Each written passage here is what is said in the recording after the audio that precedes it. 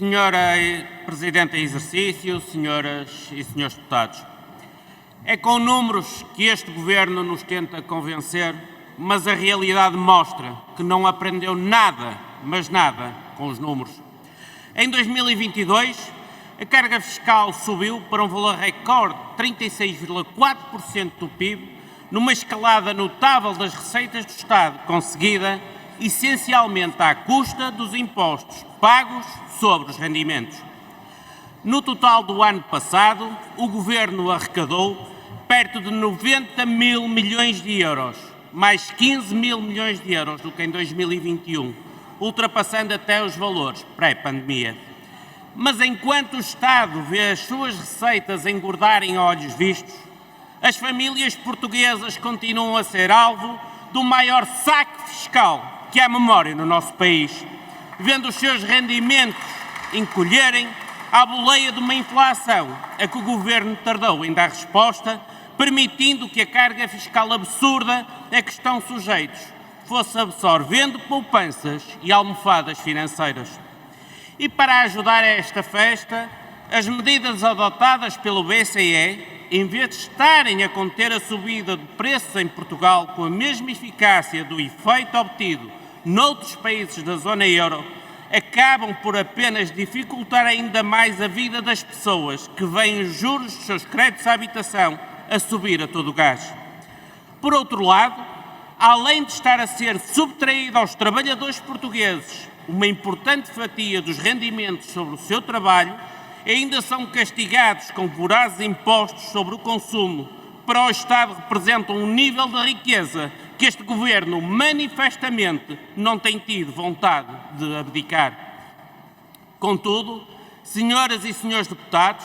esta carga fiscal excessiva, que não tem sido capaz de financiar um Estado social ineficiente, tornando Portugal num dos países da União Europeia com maior risco de pobreza e desigualdade, traz consigo um efeito perverso a que ninguém pode ficar indiferente.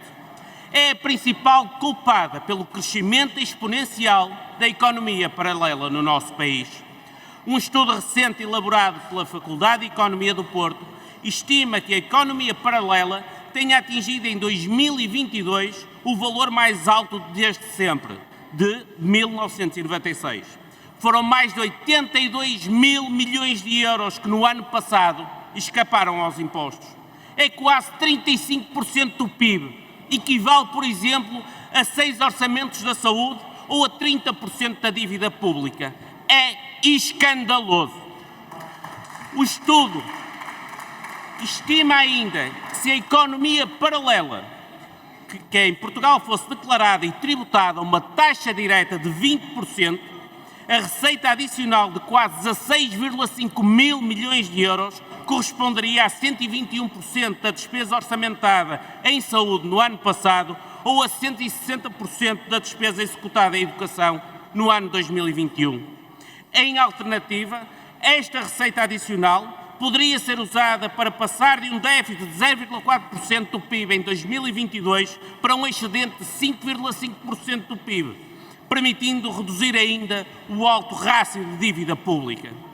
Por tudo isto, senhoras e senhores deputados, é que se revela ser de extrema importância que o Governo adote o quanto antes medida de redução drástica de evasão fiscal, como diminuir a carga fiscal, sobretudo nos impostos diretos, IRS, IRC e contribuições sociais, reduzir a fiscalidade sobre os rendimentos de entrada na economia oficial, permitindo aumentar os apoios sem ultrapassar esses rendimentos líquidos, reforçar a fiscalização, com os meios a dispor da autoridade tributária, condicionar o acesso à capacitação dos beneficiários, evitando a subsídio-dependência e a acomodação, e, por último, implementar o crime de enriquecimento ilícito no setor público e no setor privado, como já acontece em França.